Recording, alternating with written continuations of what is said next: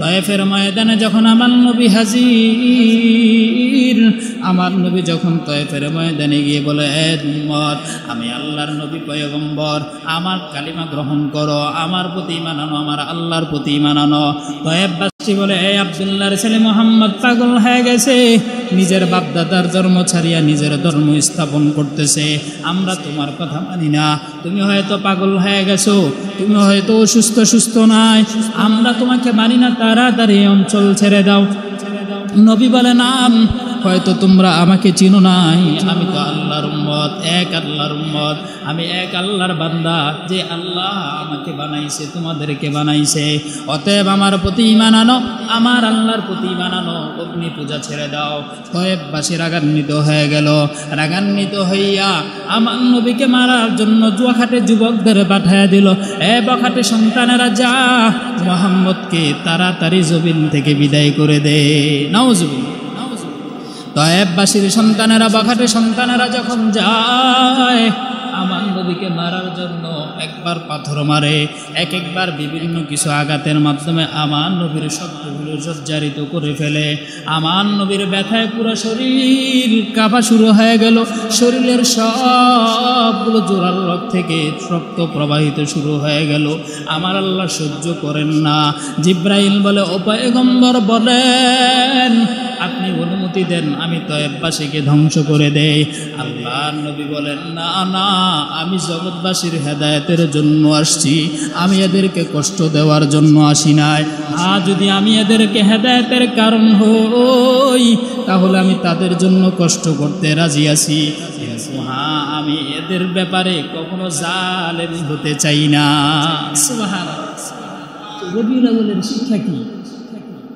রাসূল কষ্ট করলেন, তায়েফের ময়দানে রক্ত ঝরাইলেন, কিন্তু আল্লাহর কোনো মাখলুককে কষ্ট দিতে রাজি হন নাই, যদিও এরা কাফের মুশরিক। কিন্তু রাসূল বলছে, আমি তাবলীগ করে যাই, আমি দাওয়াত দিয়ে যাই, এরা গ্রহণ করে কি করে না পরের সাবজেক্ট, কিন্তু আমার কাজ আমি চালিয়ে যাই। তারা আমাকে আঘাত করুক, কিন্তু আমার কথা বলা বন্ধ হবে না, আবার তাদের প্রতি আমি জুলুম করব না। এটা রবিউল আউয়ালের শিক্ষা। নবী রক্ত ঝরাইছে, আল্লাহ তৈরি, নবী অনুমতি দেন, আমি ধ্বংস করে দেন। ধ্বংস করছেন? ধ্বংস করেন নাই। অথচ নবীর কারণে, আপনি তায়েফ নবীর কারণে হয়েছে, আরব আমিরাত, মক্কা, মদিনা নবীর কারণে। নবীর কারণে দামি না, অন্য কোনো কারণে দামি। আজকে যদি নবী বাংলাদেশে আসতো, বাংলাদেশ দামি হইতো, মক্কা দামি হইতো না। বুঝাতে পারি নাই তো, কিন্তু নবীর কারণে এত কিছু দামি। এই নবীকে কেউ কষ্ট দিতেছে, নবী আর পরও আল্লাহকে নিষেধ করে, ফেরেশতাকে নিষেধ করে, না তোমরা কিছু বলো না, হয়তো এমন একটা সময় আসবে, এ তায়েফবাসী আমাকে এখন চিনে নাই, কিন্তু একদিন ঠিকই আমাকে চিনবে, হয়তো তাদের বংশের ভিতরে হলো একজন হলো আমার প্রতি কালিমা আনবে। সুবহানাল্লাহ। আজকে যাইয়ে দেখেন তায়েফের ভিতরে কোনো হিন্দু পাইবেন? নাই। হ্যাঁ, কি কবুলটা করছে, কি কবুল করছে? কোনো বেদিন পাইবেন? এটা আল্লাহ তাআলা পয়গম্বরের যে কষ্ট করে গেছেন, এই কষ্টের সাধনার ফল। এখন আমরা যদি নবীর উম্মত দাবি করি, কষ্ট করা দরকার আছে না নাই? কষ্ট করা দরকার আছে না নাই? আছে না? নবীর মতো করি নাই, ঠিক আছে, কিন্তু সাহাবায়ে কেরামরা যে কষ্ট করছে, এই কষ্টগুলো অন্তত করছে। পয়গম্বর শুধু এমন পয়গম্বর, আমার আল্লাহ তাআলা যখন নবীকে বানায় দিলেন, আমার নবীকে খিদার যন্ত্রণা দিলেন, আমার নবীকে কষ্টের যন্ত্রণা দিলেন, আমার নবীকে থাকার ব্যবস্থা দেয় নাই, আমার নবীকে অর্থনৈতিক অবস্থা ব্যাংক ব্যালেন্স আল্লাহ তাআলা দেয় নাই, আমার নবীকে ভালো আরামের বিছানা দেয় নাই, আমার নবীকে আল্লাহ তাআলা সমাজের বড় কোনো লিডার হিসাবে মনোনীত করেন নাই। আমার নবী যখন দুনিয়া আগমন করেন, যখন নবুয়ত পায়, আমার নবীর জন্মের আগে বাবা মরে যায়, আমার নবীর জন্মের 6 বছর পরে মা বিদায় হয়ে যায়, আমার নবীর 12 বছর বয়সে দাদাও বিদায় হয়ে যায়, আমার নবীর বয়স যখন বালেগ হয়ে যায়, আমার নবীর আত্মীয় স্বজন কেউ নাই, আমার নবী কেমন জানি এতিম হয়ে গেল। এতিমদের দিকে মানুষ কেমনে দয়ার নজর দেয়, কিন্তু আমার নবীর দিকে কেউ দয়ার নজর দেয় নাই। বলে নাই আব্দুল্লাহর ছেলে এতিম, বাবা নাই, মা নাই, দাদা নাই, একটু অনুগত হই, একটু তার কথা শুনি, তাকে একটু মহাব্বত করি না। আমার নবীর ব্যাপারে কেউ নাই। আমার আল্লাহ ঘোষণা দেয়, আমি নবীর সবাইকে নিয়ে গেলাম, কারণ হলো আমার নবী শুধু যেন আমি আল্লাহর ভালোবাসাই পাই। সুবহানাল্লাহ। নবীর সবাই বিদায় হয়ে গেল। নবীর চাচা আবু তালেব দাঁড়ায় গেল, মক্কার মানুষ তোমরা শোনো, আমার ভাতিজার বাবা নাই, দাদা নাই, মা নাই, ভাই নাই, বোন নাই, কেউ নাই। আমার এই ভাতিজা যদিও তারা ধর্ম পালন করে, আমি নবী পয়গম্বরের চাচা, আমি বলতেছি আমি যদিও নবীর ধর্ম মানি না, তবে মক্কার কাফের শোনো, আমি আবু তালেব নবীর চাচা হয়ে আমি তোমাদেরকে বলি, আমি তোমাদের ধর্মের লোক, তবে আমার নবীর ব্যাপারে কেউ যদি জুলুম করো আমি সহ্য করব না। ভালোবাসা, চাচা ভালোবাসা দিলেন। চাচা কি দিলেন? এই একটুটুকু নবী আশ্রয় পাইছে। এই আবু তালেব ছাড়া আর একটা মানুষও ছিল না নবীর পক্ষে, একটা মানুষও ছিল। এবার চিন্তা করেছেন আখিরি জমানার নবী কি কষ্টটা করছেন। মা বাপ, ভাই বোন, আত্মীয় স্বজন, চাচা ভাতিজা কাউরে পায়। আমরা তো কত কিছু পাইছি, এরপর আমরা নামাজ পড়ি না, আল্লাহকে চিনি না। আবু তালেব এবার যখন নবীকে ঘোষণা দিলেন, এ নবী, এ মুহাম্মদ, বলো তোমার কাছে কি প্রয়োজন। আমি আবু তালেব তোমাকে বলতেছি, তুমি যদি আরবের নারী চাও আমি তোমাকে দিব, তুমি যদি বলো আকাশের চাঁদটা তোমার হাতে এনে দিতে আমি তাও দিব। তুমি যদি আমাকে বলো, আবু তালেব নবীকে বলে, এ ভাতিজা, তুমি যদি আমাকে বলো সূর্যটা এক হাতে এনে দিতে আমি তাও দিতে রাজি আছি। আকাশের তারকা যদি বলো তোমার কাছে এনে দিব তাও রাজি আছি। তবে তোমার কাছে অনুরোধ ভাতিজা, নিজের ধর্মটার কথা আর বলবা না, বাপ দাদার ধর্মের বিরোধিতা করবা না। আমার নবী বললেন, এ আবু তালেব চাচা আমার, আপনি হয়তো আমার চাচা, এই কারণে আপনি এমন কথা বললেন, কিন্তু মনে রাখবেন আমি কিন্তু এক আল্লাহর অনুগত করি। আপনি আমার পক্ষে থাকেন আর না থাকেন, আমি এক আল্লাহর ইবাদত ছাড়ব না। আবু তালেব বলে, যদি তোমার জীবন যায়? বলে, হ্যাঁ, যদি আমার জীবন চলে যায়, যদি আমাকে হত্যা করা হয়, আমি কিন্তু আল্লাহর দাওয়াত দেওয়া ছাড়ব না। আবু তালেব এবার বলে, বুঝে গেছি তুমি এক আল্লাহর ইবাদত করো, যাও আমি ঘোষণা দিয়ে দিলাম, তুমি কালিমার দাওয়াত দাও।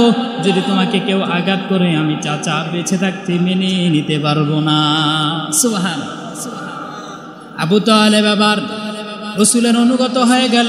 রসুল যা বলে আবু তালেব শোনে, কিন্তু কালিমা পড়ে না, পিছন থেকে সহযোগিতা করে। মক্কার কাফের মুশরিকরা আবু তালেবের কারণে নবীকেও বাধা দিতে পারে না, কালিমার দাওয়াত বন্ধ করতে পারে না। এক পর্যায়ে নবী পয়গম্বর আলাইহিস সালামকে আবু তালেব সহ মক্কার মানুষরা 2.5 বছর বন্দী করছে। 2.5 বছর জেলে ছিল। আপনি কয় বছর ছিলেন? আমি কয় বছর ছিলাম? 2.5 বছর। আমার নবী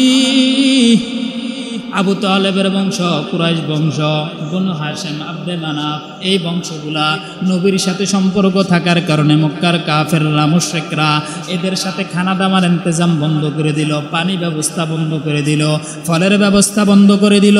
শেষ পর্যায়ে আমার নবী গাছের পাতা খেয়ে খেয়ে খেয়ে খেয়ে জিন্দেগি পার করলেন। আল্লাহ, গাছের পাতা। আমার নবীর দেখা দেখি যারা নবীর প্রতি কালিমা আনে নাই, শুধু নবীকে মহাব্বত করছে, এরাও নবীর মহাব্বতে গাছের পাতা খাইছে। এবার চিন্তা করেন রাসূলকে তারা কি ভালোবাসাটা বাসছে, কি ভালোবাসাটা বাসছে। নবীর একটা মুজিজা ছিল, নবীকে কেউ যদি দেখতো একটু মায়ার নজরে নবীর দিকে কেউ তাকাতো, হে এত ভালোবাসার প্রেমে পড়তো, হে 1 মাস নবীকে আর ভুলতে পারত। আবার কেউ আরেকটা মুজিজা নবীর ছিল, কেউ যদি নবীর দিকে রাগান্বিত কণ্ঠে তাকাইতো, সে এমন ভয় পেয়ে যাইত, হে আর জিন্দিগিতে রসুলের চেহারার দিকে তাকায় কথা বলার সাথে। একটা মুজিজা ছিল, কেউ যদি রসুলের সামনে হাজির হইতো, যদি মহাব্বতে তাকাইতো পাগল হয়ে যেত, আর যদি মহাব্বত না হিংসার নজরে তাকাইতো, এমন ভয় পাইতো, হে আর জিন্দিগিতে রসুলের সামনে আসতো না। সুবহানাল্লাহ কইতেন না? কত বড় রসুলের একটা মুজিজা আমার পয়গম্বর। এই কারণে আল্লাহ তাআলা আমার পয়গম্বরকে এত সুন্দর করে এত মায়া করে বানাইলেন। শেখ সাদি কিতাবের ভিতরে বলেন, বালাগাল উলা বিকামালিহি কাশাফাদ দুজা বিজামালিহি হাসনাত জামিউ খিসালিহি। কবিতাটার অর্থ কি? বালাগাল উলা বিকামালিহি, পরিপূর্ণতার সাধনার শেষ প্রান্তে আমার নবী পৌঁছে গেছে। সাধনার শেষ প্রান্তে আমার নবী পৌঁছে গেছে। কাশাফাদ দুজা বিজামালিহি, সৌন্দর্যের ধার প্রান্তে আমার নবী পৌঁছে গেছে। আমার নবীর সৌন্দর্য, হাসি সুন্দর, কথা সুন্দর, আচরণ সুন্দর, আমার নবীর বলা সুন্দর, হাঁটা সুন্দর, আমার নবীর চেহারাটা সুন্দর, দেহটা সুন্দর, পাগুলা সুন্দর, মাথাটা সুন্দর। সুবহানাল্লাহ। আমার পয়গম্বরের উম্মত শেখ সাদি স্বপ্ন যোগে বারবার চিন্তা করে, আমি নবীর নামে একটা দুরূদ লিখবো। কি লিখবো? আমি নবীর নামে একটা দুরূদ লিখবো। আমি তো ফারস্যের কবি, আমি কবিকুল সম্রাট, অলিকুল শিরোমণি, আমি কবিতা লিখি। আমি যদি পারতাম আমার মায়ার নবীর ব্যাপারে একটা কবিতা লিখে যাইতাম। হাসরের ময়দানে আল্লাহ যেন কবিতার উসিলা করে আমাকে মাফ করে দেয়। শেখ সাদি কবিতা লেখে, বালাগাল উলা বিকামালিহি কাশাফাদ দুজা বিজামালিহি হাসনাত জামিউ খিসালিহি। এরপরে আর মিলাইতে পারে না। এবার সাদি বারবার চিন্তায় করে, হায় আমি তো কবিতাটা মিলাইতে পারলাম না, চার কলি হলো না, এখন আমার কবিতাটা অসম্পূর্ণ হয়ে গেল। এখন কি করা যায়? রাতের আধারে মায়ার নবীর মহাব্বতে ঘুমায়। ঘুমের ভিতরে মায়ার নবী হাজির হয়ে গেল। সুবহানাল্লাহ। আমার নবী হাজির হয়ে বলে, শেখ সাদি বলো তোমার সমস্যা কি, তুমি পেরেশান কেন? শেখ সাদি বলে, পয়গম্বর আমি আপনার শানে একটু কবিতা লিখলাম, কিন্তু কবিতাটা আমি মিলাইতে পারলাম না, অসম্পূর্ণ হয়ে গেল। নবী বলে, কি কবিতা আমাকে শোনাও। সুবহানাল্লাহ। শেখ সাদি জবান খুলে বলে, নবী আমি আপনার শানে লিখলাম, বালাগাল উলা বিকামালিহি কাশাফাদ দুজা বিজামালিহি হাসনাত জামিউ খিসালিহি।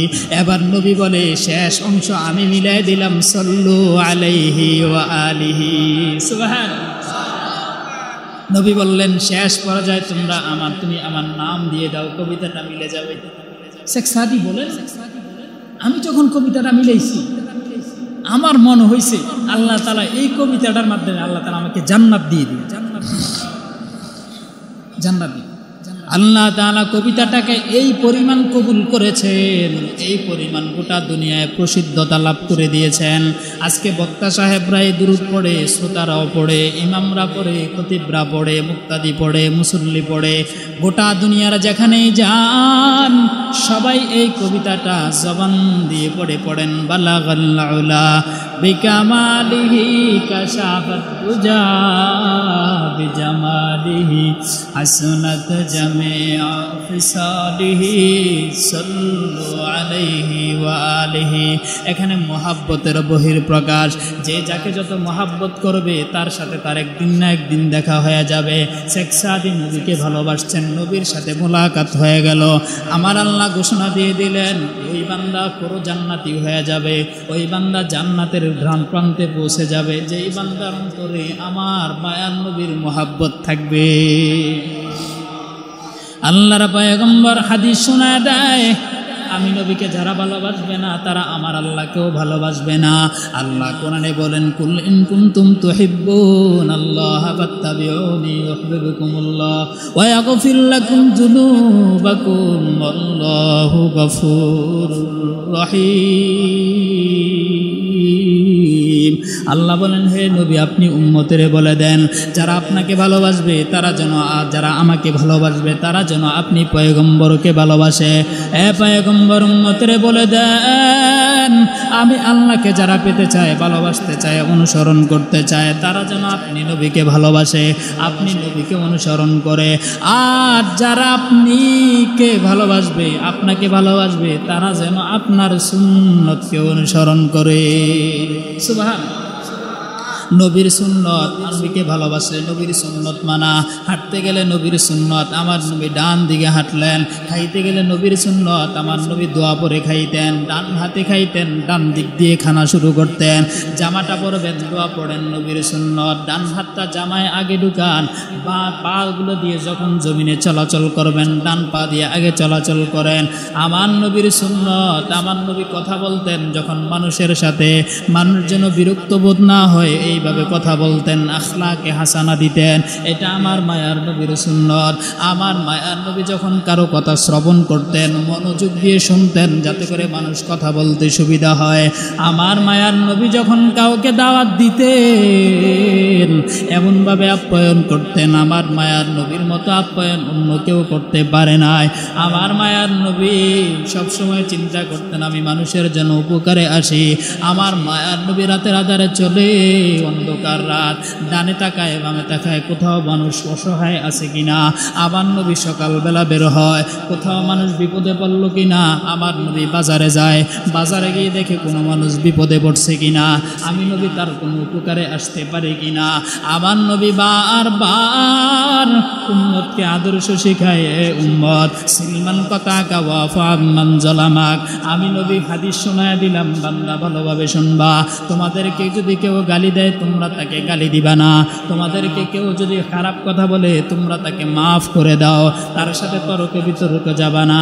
ওয়াফা আম্মান জালামাক, কেউ যদি জুলুম করে তোমাদের প্রতি তোমরা বদদুয়া দিবা না, কারণ আমার নবীর মতো আমি নবীর উপরে এত জুলুম কেউ করে নাই।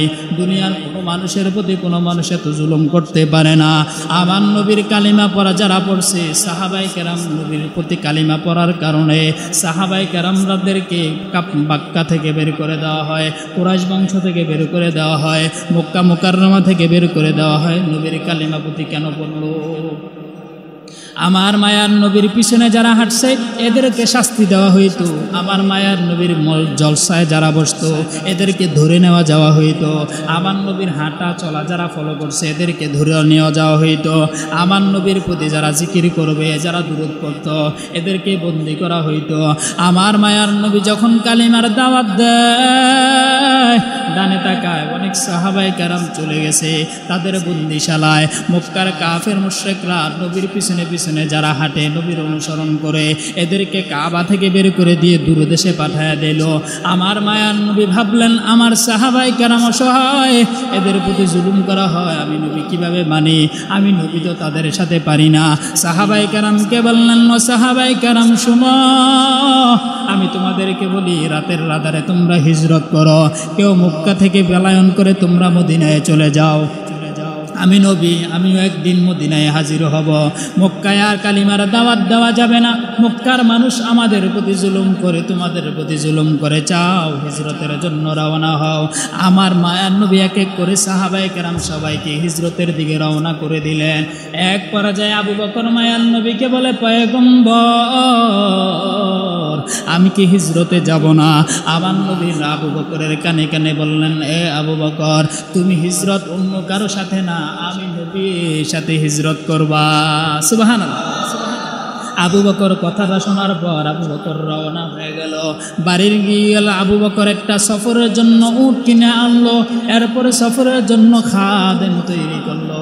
আবু বকর তার মেয়েকে আসমাকে বলল এ আসমা আমার নবী হয়তো একদিন আমার সাথে হিজরতে যাবে, আজকে থেকে নবী হিজরতে যাওয়ার আগ পর্যন্ত তুমি প্রতিদিন রাতের বেলা নবীর জন্য খানা তৈরি করবা।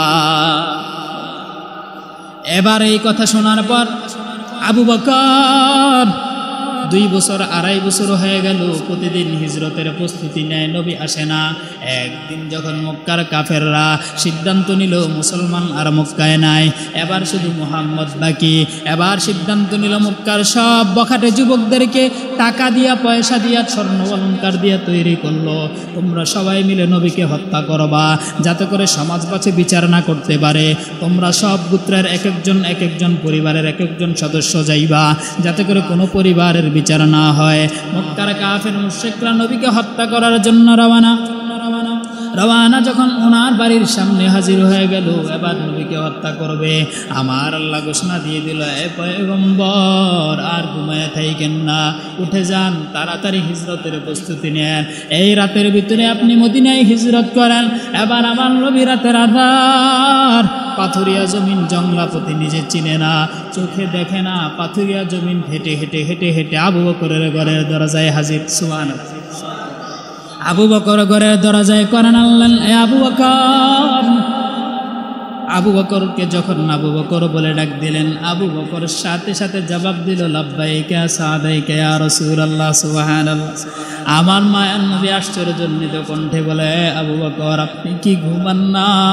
এই রাতের আধার আপনি কেন সজাগ? আবু বকর বলে, পয়গম্বর আমি তো কিভাবে ঘুমাবো?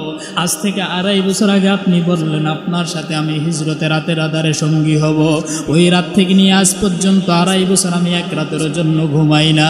বলে কেন? বলে আমার নবী আমার ঘরের দরজায় এসে দাঁড়ায়া থাকবে, আর আমি আবু বকর নবীর উম্মত দাবি করে, আমি নবীর উম্মত দাবি করে আমি নবীকে দরজায় রাখি, আমি কেমন করে ঘুমাই?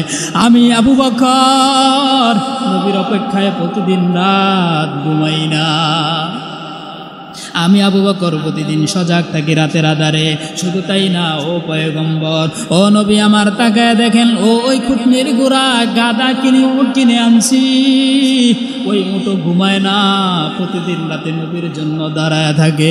ও পয়গম্বর শুধু আমি না, আমার উট না, গাদা না, ওই তাকায় দেখেন আমার মেয়ে আসমা প্রতিদিন রাত আপনার জন্য খানা তৈরি করে।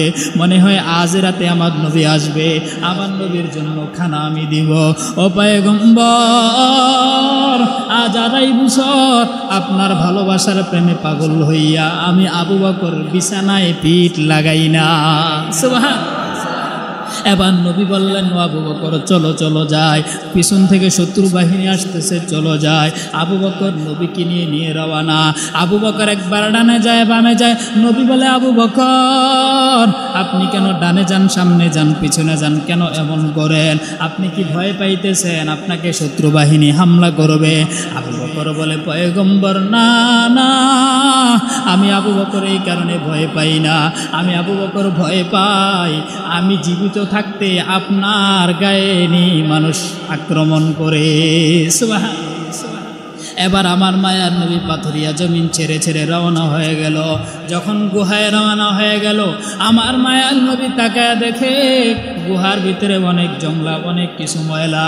আবু বকর দাঁড়ায় গেল, পয়গম্বর আপনি গুহায় নামবেন না, আমি আবু বকর আগে গুহায় নামবো, আমি দেখি গুহাটা পরিষ্কার আমি করে দিব।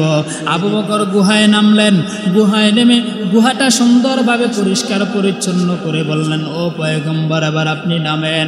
আমার নবী যখন গুহায় নামে গেলেন, এবার আবু বকর দেখে গুহার ভিতরে কোনো ছিদ্র আছে কিনা, পোকামাকড় আছে কিনা, সাপ বিচ্ছু আছে কিনা। আবু বকর যখন দেখে গুহার ভিতরে ছিদ্র দেখা যায়, আবু বকর নিজের জামাটা ছিঁড়ে ছিঁড়ে ছিঁড়ে ছিঁড়ে ছিঁড়ে ছিঁড়ে ক্ষুদ্রগুলা ওই গুহা নিজের জামা দিয়ে পুরায় দেয়, যাতে করে পোকামাকড় না আসে। আবু বকর শরীরের সবগুলা জামা শেষ, এখন আর জামা বাকি নাই। আবু বকর তাকে দেখে আরেকটা গর্ত এখনো বাকি আছে, ওই গর্তটা অনেক বড়, এই গর্তটা দিয়ে দাও, হয়তো সাপ আসতে পারে, বিচ্ছু আসতে পারে। আল্লাহর হুকুম, ওই গুহার গর্তের ভিতরে একটা সাপ। আবু বকর এবার কি করল? আবু বকর তো জানে না এখানে সাপ আছে। আবু বকর বললেন, পয়গম্বর আপনি বিশ্রাম নেন। আমার নবী আবু বকরের উরুর উপরের মাথা রেখে ঘুমায়ন শুরু করলেন। আবু বকর এবার নবীকে ঘুম পাড়ায় দিলেন। এক পা দিয়া গুহার ওই গর্তের ভিতরে আবু বকর পা দিয়ে রাখলেন, যাতে করে সাপ বিষ্ঠু না আসে। এক পর্যায়ে ওই গুহার ভিতর থেকে, গর্ত থেকে সাপ চিন্তা করলো, আমি নবীর সাথে মোলাকাতের করার জন্য এই গুহায় আসছি, এখন দেখি আবু বকরের পায়ের কারণে আমি নবীর সাথে দেখা করতে পারবো না। এখন যদি আমি নবীকে দেখতেই হয়, আবু বকরকে সুগল মারতে হবে, আবু বকরকে 20 দাঁত বসায় দিতে হবে, না হয় তা আবু বকর পা সরাইবে না। এবার সাপ সিদ্ধান্ত নিল আবু বকরকে আমি আক্রমণ করব।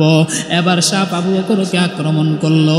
আবু বকরের পুরো পা সরায় না, আবু বকরের পা মোটা হয়ে গেল, শরীর ভারী হয়ে গেল, পুরা শরীরে বিষাক্রান্ত হয়ে গেল। আবু বকর পা সরায় না, রাসূলও জানে না। এক পর্যায়ে আবু বকরের চেহারার থেকে চোখের পানি বের হওয়া শুরু হয়ে গেল।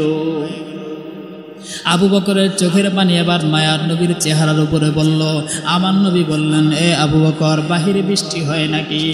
তাহলে পানি আসলো কিভাবে? দেখে আমার মায়ার নবী তাকায়, দেখে বাহিরে বৃষ্টি নাই, আবু বকরের চোখের কোঠায় পানি। আমার নবী বললেন, এ আবু বকর, কেন কাঁদেন? বলে, নবী, সবগুলা গুহার গর্ত আমি নিজের জামা ছিঁড়ে ছিঁড়ে পূর্ণ করে ফেললাম, একটা গুহার গর্ত বাকি। ওই গর্তের ভিতরে বিষাক্ত সাপ আমাকে আক্রমণ করছে, যার কারণে আমার শরীর ভারী হয়ে গেল, বিষাক্রান্ত আমি সহ্য করতে পারি না। আবু বকর বলে, নবী, আমি তো আর সহ্য করতে পারি না, কিন্তু এখানে তো সাপ আছে, আপনাকে আক্রমণ করবে। আমার নবী বললেন, আবু বকর, পা সরায় দেন, পা সরায় দেন, সাপ আক্রমণ করব না, তাড়াতাড়ি সরান। আবু বকর নবীর কথা অনুযায়ী পা সরায় দিলেন। সাপ যখন আবু বকর আমার নবীর সামনে হাজির হয়ে গেল, সাপ মাথা নাড়াচাড়া করে আমার নবীর সাথে কথা বলা শুরু করে দিল। আবু বকর বলল, পয়গম্বর, সাপে কি বলে আমাকে একটু জানান। আল্লাহর পয়গম্বর বলে, আবু বকর, তুমি যেমন আমাকে মহাব্বত করো, এই সাপও আমাকে মহাব্বত করে। তাহলে কেন আক্রমণ করলো? তুমি নাকি আমার সাথে দেখা করতে বাধা দিয়েছ। এখন সাপ আল্লাহর অনুমতি সাপেক্ষে এই গুহায় বহু বছর আগে এখানে অপেক্ষা করতেছে, শুধু আমাকে একটা নজর দেখবে। সুবহান, এক নজরে দেখার জন্য সাপ অপেক্ষা করতেছে। তুমি আবু বকর কেন দাও নাই? এই কারণে সাপ সহ্য করে মেনে নিতে পারে নাই। আবু বকর এবার যখন দেখলো সাপ নবীকে সালাম কালাম দিয়ে বিদায় হয়ে গেল, আমার নবীর তার জবান থেকে লালা আবু বকরের পায়ে লাগায় দিল, সাথে সাথে বিষ চলে গেল। কেমন মুজিজার নবী, কেমন মুজিজা, কেমন বিষাক্ত সাপের বিষ চলে গেছে নবীর লালা। আম্মা জান আয়েশা বলে, যখন কোনো অনুষ্ঠান হইত, আমরা নবীর ঘাম, শরীরের ঘাম, এগুলো সীসা বইরা রাখতাম, আতরের মতো ব্যবহার করতাম, সুগন্ধে পুরা মজলিস সুঘ্রাণ সুসজ্জিত হয়েছে। সুবহানাল্লাহ। এ পয়গম্বরের উম্মত আবু বকর নবীকে চিনছে, এই কারণে আবু বকরের ভালোবাসা নবী পাইছে। এ নবীর উম্মত, শুধু তাই না, আবু বকর এবার যখন গুহার ভিতরে দেখে কাফেরদের পা দেখা যায়, আরবের কাফের মুশরিকরা নবীকে হত্যা করবে, মারবে, আবু বকর চোখের পানি ছেড়ে কান্না করে। আমার নবী বললেন, আবু বকর কেন কাঁদো? তুমি শত্রুর হাতে ধরা পড়ে যাইবা, এই কারণে কাঁদো? বলে, না না না না না, আমি এই কারণে কাঁদি না, আমি কাঁদি আমার জীবন থাকতে নিয়ে আমার মায়ার নবীর প্রতি কেউ আঘাত করে আমি আবু বকর মানতে পারবো না। আমার আল্লাহ তাআলা ঘোষণা দিয়ে দিলেন, ও পয়গম্বর, ভয় পাওয়ার কারণ নাই, আমি আল্লাহ তাআলা আছি, ইন্নী মাই। নবী বলেন, আমার সাথে আল্লাহ আছে, লা তাখাফ লা তাহজান, ভয় পাওয়ার কোনো কারণ নাই। এরপরে আবু বকর এমন রাসূলকে ভালোবাসছেন, আবু বকর এমন, আবু বকর যখন নামাজে দাঁড়ায়, আবু বকর নামাজে দাঁড়াইয়া কান্নাকাটি করে, চোখের পানি ছেড়ে বুক ভাসায় কান্নাকাটি করে। লোকেরা প্রশ্ন করে, আবু বকর, আপনি কেন নামাজে কাঁদেন, কেন চোখের পানি ছেড়ে কান্না করেন? আবু বকর বলে, পয়গম্বর নবীকে। এরপরে আবু বকরকে বলে, ও আবু বকর, আপনি কেন কাঁদেন? আমার আবু বকরের পরে নবীকে বলে, পয়গম্বর, আমি কোরআনের যখন এই আয়াত পড়ি, আমি চোখের পানি ধরে রাখতে পারি না। কোন আয়াত পড়েন? ইন্নাল্লাহা আশতারা মিনাল মুমিনিনা আনফুসাহুম ওয়া আমওয়ালাহুম বিআন্না লাহুমুল জান্নাহ। আল্লাহ তাআলা ঘোষণা দিয়ে দিল, এ মুমিন, তোমার জান মাল আমি আল্লাহ কিনে নিলাম, বিনিময়ে তোমারে জান্নাত দিয়ে দিলাম। সুবহানাল্লাহ। এই আয়াত পড়ে কান্নাকাটি করে আমার নবী বললেন, আবু বকর আপনি কেন এই আয়াত পড়ে কান্না করেন? এটা তো কান্নাকাটির আয়াত না, এটা তো আনন্দের আয়াত। আল্লাহ আপনাকে জান্নাত দিবে, বিনিময়ে আপনার জান মাল নিয়ে যাবে। আবু বকর বলে, পয়গম্বর আমি কাপড়ের দোকানদার করি, আমার কাছে অনেক কাস্টমার আসে, আমার বিনিময়ে জানমালের বিনিময়ে আল্লাহ জান্নাত দিবে, ভালো কথা। কিন্তু সকালবেলা আমার কাছে একটা মহিলা আসছে, বহু আগে আমার থেকে কাপড় নিয়ে গেছে, আমি এরপরে মহিলাকে কাপড় দিয়ে দিলাম। আজ সকালে এসে ওই মহিলাটার কাপড়টাকে আমার কাছে ফিরিয়ে দিল আর বলল, আবু বকর আমার টাকা আমারে ফেরত দে, তোমার কাপড় তুমি নিয়ে যাও। আমি বললাম, মা কেন টাকা দিলেন, কাপড় নিলেন, এখন এতদিন পরে ফেরত দেন কেন? তখন মহিলা বলে, আবু বকর তখন আমার পছন্দ হয়েছে কাপড়টা, এখন আর পছন্দ হয় না, অতএব তোমার টাকা তুমি তোমার আমার দেওয়া টাকা আমাকে ফেরত দাও, তোমার দেওয়া কাপড় তুমি ফিরাইয়া নাও। আবু বকর বলে, পয়গম্বর আমার বড় ভয়। আল্লাহ ঘোষণা দিয়ে দিলেন, আল্লাহ তাআলা আমার জানমালের বিনিময় আল্লাহ আমারে জান্নাত দিবে, আমার জানমাল নিয়ে যাবে। হাসরের ময়দানে দেখে যদি বলে, আবু বকর যদি আল্লাহকে ডেকে বলে, এ আল্লাহ আমি তোমার জন্য জানমাল নিয়ে আসলাম, আল্লাহ যদি বলে, আবু বকর দাঁড়া, তোর জানমাল আমার দরকার নাই, আমার দেওয়া জান্নাতটারে আমারে ফেরত দে, তোর দেওয়া জান্নাত তোর দেওয়া জানমাল তুই ফিরাইয়া নে। আবু বকর বলে, আমি সেদিন আল্লাহর কাছে কি বলবো? আমি যদি বলি, আল্লাহ কেন আমার জান্নাত আমারে ফিরিয়ে দেন, আমার জান্নাতটারে নিয়ে যাইতেছেন কেন? আল্লাহ যদি ডেকে বলে, রে আবু বকর তোর জানমালের বিনিময়ে আমি জান্নাত দিছি, তখন আমার পছন্দ হয়েছে, এখন আর আমার পছন্দ হয় না, অতএব তুমি তোমার জানমাল নিয়ে যাও, বিনিময়ে আমার জান্নাতটারে ফেরত দাও। উপায় আছে? কথা বলেন, উপায় আছে? আজকে আমরা নামাজ পড়ি, নবীর শান, সিরাত এত আলোচনা করি, এগুলা বিনিময়ে আল্লাহ জান্নাত দিবে, কিন্তু এটা চিন্তা করা উচিত হাসরের মাঠে আল্লাহ যদি কয়, এই তোরা নিয়ে যা, তোরার নামাজ আমার দরকার নেই, আমার জান্নাত আমার দিয়ে আছে। উপায় আছে? এই কারণে পয়গম্বর উম্মত ভালোভাবে বুঝবেন, আল্লাহ তাআলা আমার নবীকে পাঠাইলেন মানুষগুলাকে হেদায়েতের জন্য। কিসের জন্য? হেদায়েতের জন্য পাঠাইছেন, মানুষগুলাকে হেদায়েতের জন্য আমার আল্লাহ তাআলা নবী পাঠিয়ে দিলেন। আমার নবী আল্লাহ তাআলা আমার নবীকে ঘোষণা দিয়ে দিলেন, ও পয়গম্বর উম্মতকে বলে দেন, ফালিয়াযহাকু কলিলান ওয়া লিয়াবকু কাসীরা, যেই বান্দা বেশি বেশি কান্না করে, বেশি বেশি কান্না করে, ওই বান্দার জন্য জান্নাত। আবু বকরের কান্না, ওমরের কান্না, ওসমানের কান্না, হযরত আলীর কান্না, গোটা দুনিয়ার আসমান জমিনগুলো ভারী হয়ে যায়। এ নবীর উম্মত, আবু বকর তো গুনাহ করে নাই, ওমর তো গুনাহ করে নাই, ওসমান তো গুনাহ করে নাই, আলী তো গুনাহ করে নাই, অথচ তাফসীরে বলা হয় আবু বকর যখন কাঁদতেন মানুষগুলা ভয় পেয়ে যাইত, ওসমান যখন কাঁদতেন তখন ওসমানের কান্না দেখে মানুষ বেহুশ হয়ে যাইত, আমার যখন ওমর যখন কান্না করতেন, ওমরের কান্নাকাটির করার কারণে চোখের কাছে দাগ পড়ে গেছে। আরে আলী যখন কান্নাকাটি করতেন মনে হয়তো আলী জাহান্নামের আসামি, কিন্তু না, এরা তো দুনিয়া জান্নাত পেয়ে গেল। এ নবীর উম্মত, আমরা তো জান্নাত পাই নাই, আমরা তো নামাজ রোজা ভালোভাবে করি না, জিকির করি না, তাসবিহ পড়ি না, কিন্তু আমাদের কান্নাকাটি কোথায়? কান্নাকাটি আছে না? আছে, কান্নাকাটি। শেষ জামানার সবচেয়ে বড় ফিতনা, মানুষ আল্লাহর কাছে কান্না ভুলে যাবে, আল্লাহর কাছে কান্নাকাটি পুরো পুরো যে মুনাজাত দিবে, এই জিনিসটা ভুলে যাবে। মানুষ হাজার চেষ্টা করলেও কান্নাকাটি আসবে না, কান্নাকাটি আসবে না। হ্যাঁ, এই কারণেই আল্লাহর নবী বলেন, যখন বুঝবা তোমার কাছে কান্না নাই, তোমার দিল নরম হয় না, বয়ান শোনার পরও পরিবর্তন হয় না, তখন মনে করবা আল্লাহ তোমাকে ভালোবাসে না। আল্লাহ যাকে ভালো না বাসে সে তো জাহান্নামে যাবে, সে তো কখনো জান্নাতে যাবে না। ওই বান্দার জন্য জাহান্নাম হারাম হয়ে যায়। মামবাকা মিন খশিয়াতিল্লাহ হারামাল্লাহ, ওই বান্দার জন্য জাহান্নাম হারাম, যে বান্দা চোখের পানি ছেড়ে কান্না করে। আমার আল্লাহ বলুন, শোনো দেন, এ নবীর উম্মত শোনো, আমি আল্লাহর কাছে যদি বান্দা এমনভাবে তওবা করতে পারো, তওবাতান নাসুহা, এমন একটা তওবা যে তওবার পরে আর গুনাহ নাই, এমন একটা একটা তওবা করো যে তওবার কারণে চোখের পানি ছেড়ে কান্না চলে আসে। এ নবীর উম্মত, ডানে তাকাও বামে তাকাও, কত মানুষ দুনিয়া ছেড়ে বিদায় হয়ে গেল। একবার ডানে যাও একবার বামে যাও, কত মানুষ মদের আড্ডা দেয়, কত মানুষ বিড়ি খায়, কত মানুষ সিগারেট খায়, কত মানুষ মদ জুয়া ফিনচিডিতে সময় দেয়, কত মানুষ বেপরদায় সময় দেয়, কেউ টিভিতে সময় দেয়, কেউ ইউটিউবকে সময় দেয়, কেউ দুনিয়ার হারাম জিনিসে বারবার সময় দিয়ে দেয়, কিন্তু একবারও নামাজে সময় দিতে চায় না, একবারও আমার আল্লাহকে সিজদা দিয়ে সময়টারে অতিবাহিত করতে চায় না।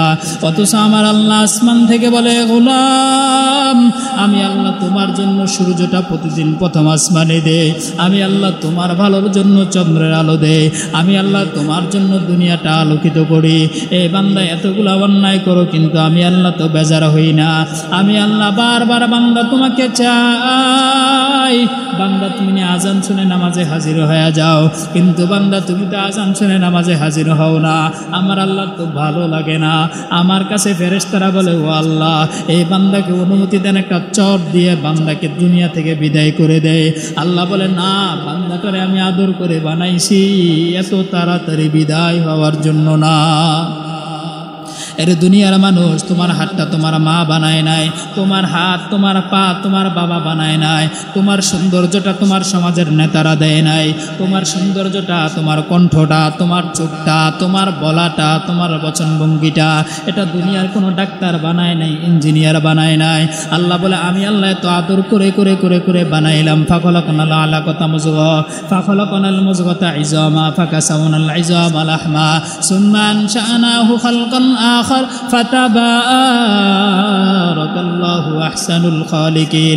আল্লাহ বলে, এত আদর করে করে করে কেন বানাইলাম?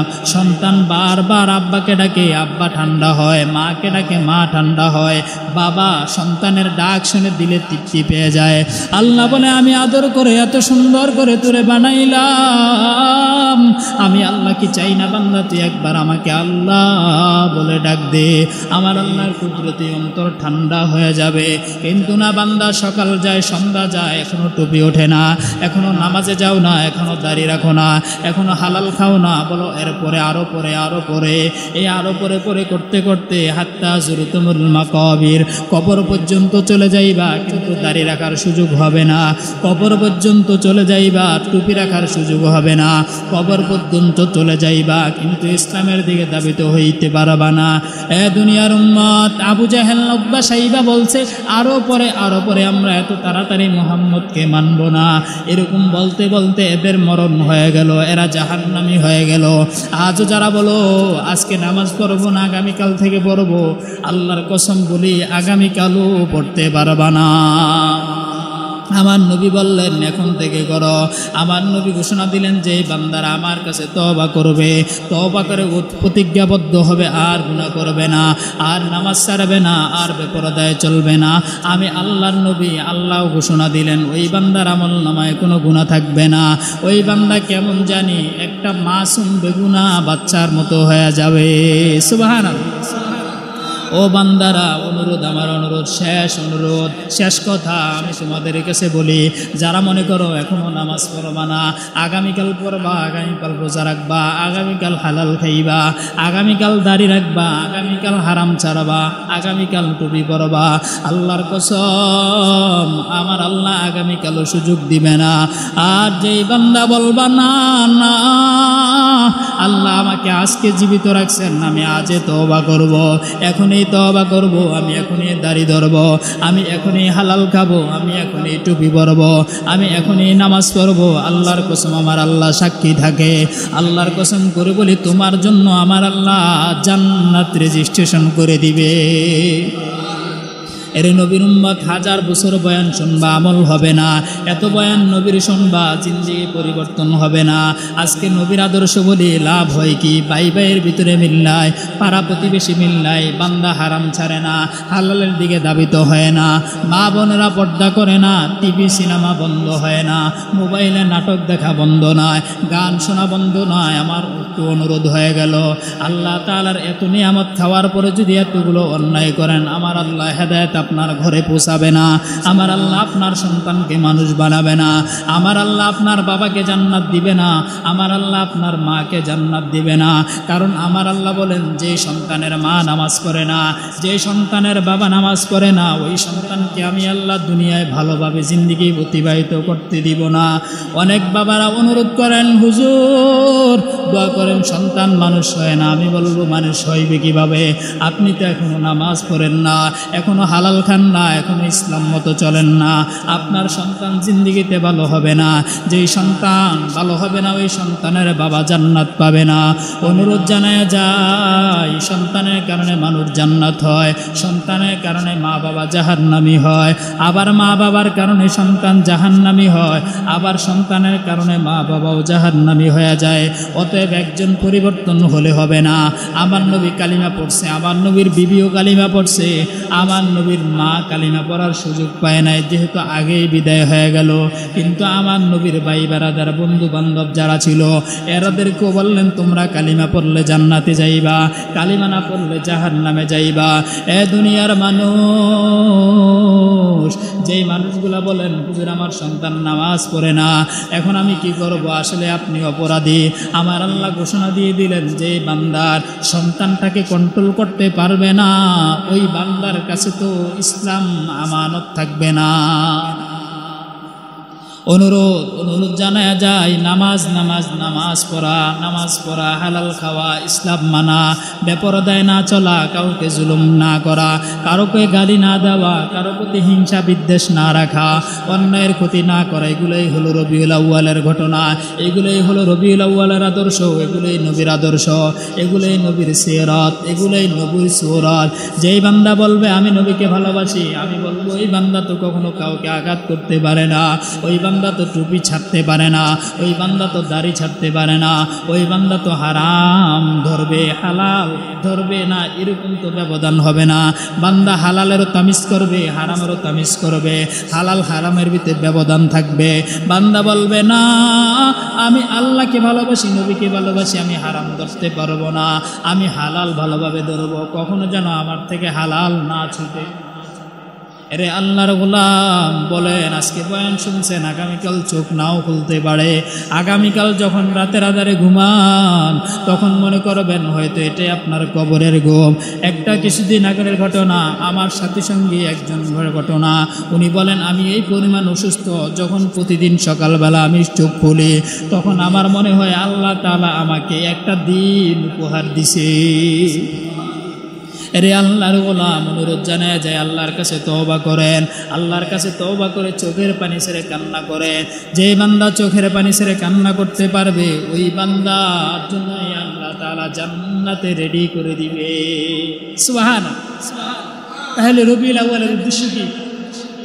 এই কথা বলে না, উদ্দেশ্য কি? কাউকে জুলুম করা, আঘাত করা? রবিউল আউয়ালের মূল উদ্দেশ্য হলো মানুষ নিজে আগে ভালো হওয়া। কি বলছি? নিজে আগে ভালো হওয়া। বাবা তুমি যদি ভালো না হও, সন্তান ভালো হবে না। মা তুমি যদি ভালো না হও, তোমার মেয়ে ভালো হবে না।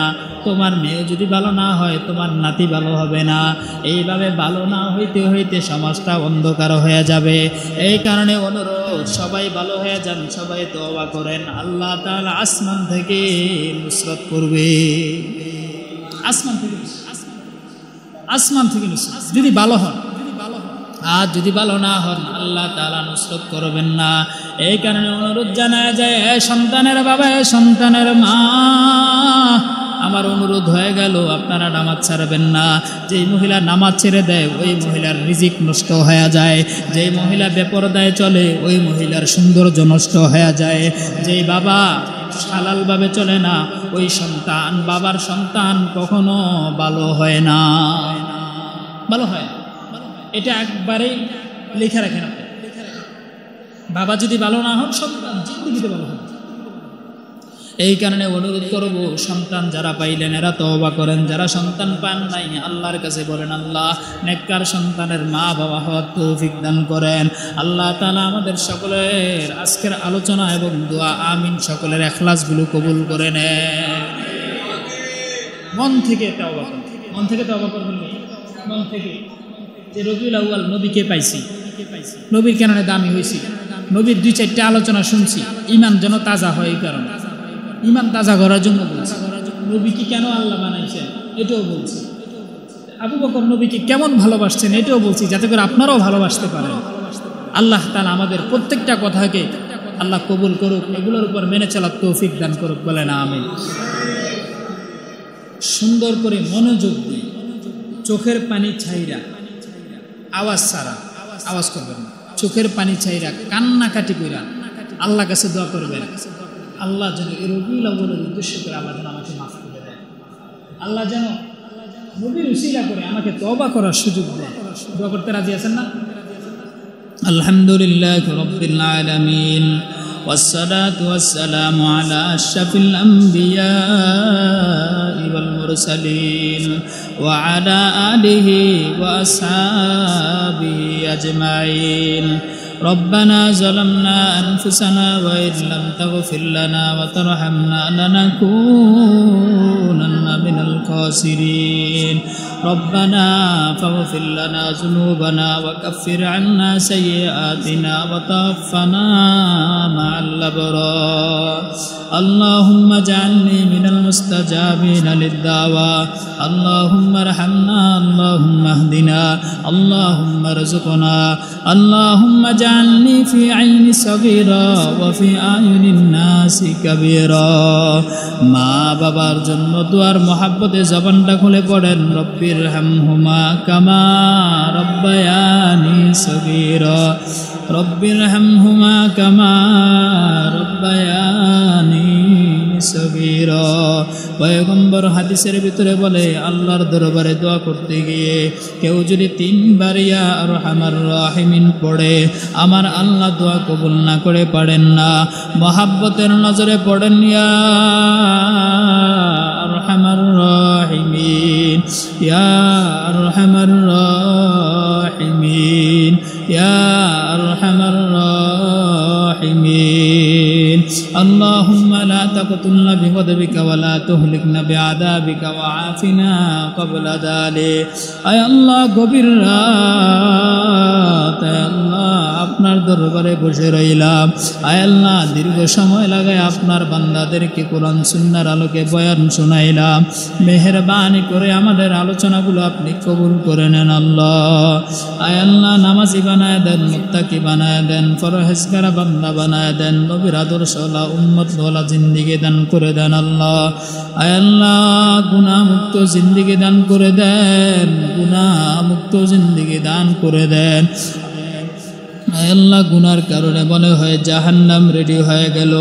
আয় আল্লাহ, ডানে গুনাহ, বামে গুনাহ, সামনে গুনাহ, পিছনে গুনাহ, গুনার কারণে দুনিয়া বাড়ি হয়ে গেছে।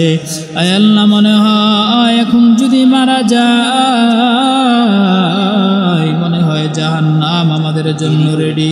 আরে আল্লাহর গোলাম, এই কারণে আল্লাহ বলেন, এ বান্দা যদি চোখের পানি ছেড়ে কান্নাকাটি করো, আমি আল্লাহ তোমার তওবা কবুল করে নিব। যুবক, আল্লাহর গোলাম, অনুরোধ, চোখের পানি ছেড়ে আল্লাহ দরবারে বলো, মালিক জীবনে যত অন্যায় করেছি মাফ করে দেন। আয় আল্লাহ, হাসর নাসর গুলা সহজ করে দেন। আয় আল্লাহ, আখিরাত সহজ করে দেন, ফুলসিরাত সহজ করে দেন। আয় আল্লাহ, যেদিন কবরে রওনা হয়ে যাব, আয় আল্লাহ, যখন মসজিদে এলান হয়ে যাবে অমুকের ছেলে অমুকে আর দুনিয়ায় জীবিত নাই, আয় আল্লাহ, মসজিদের খাটিয়াল আমার ঘরের দরজায় হাজির হয়ে যাবে। আয় আল্লাহ, জানি না মানুষগুলা কেমন করে আমাকে দাফন কাফন করায়া দিবে। জানাজা পড়ার জন্য রেডি হয়ে যাবে। কেউ যাবে বাঁশবাগানে বাঁশ কাটার জন্য, কেউ যাবে গরম পানির গোসলের ব্যবস্থা করার জন্য, কেউ যাবে আয় আল্লাহ কবর খনন করার জন্য। রাতের আধারে কি রাত, কি ঠান্ডা, কি মেঘ, কি বৃষ্টি, কেউ কিছুই দেখবে না রে আল্লাহ। আয় আল্লাহ, সবাই মিলে রাতের আধারে ওই বাঁশবাগানের সাপের গর্ত, পোকামাকড়ের ঘর, আমাকে কবরে একাকি রেখে চলে আসবে। ওই আল্লাহ, দুনিয়া ডানে মানুষ, বামে মানুষ পাইলাম, কবর তো পাবো না। কবরের ডানে মাটি, সামনে মাটি, পিছনে মাটি। আল্লাহ, ওই পোকামাকড়ের ঘরে একা একা কেমনে থাকবো? আয় আল্লাহ মেহেরবানি করে আমাদের কবর সুন্দর করে দেন, আমাদের হাসর সুন্দর করে দেন, আমাদের ফুলসিরাত সুন্দর করে দেন।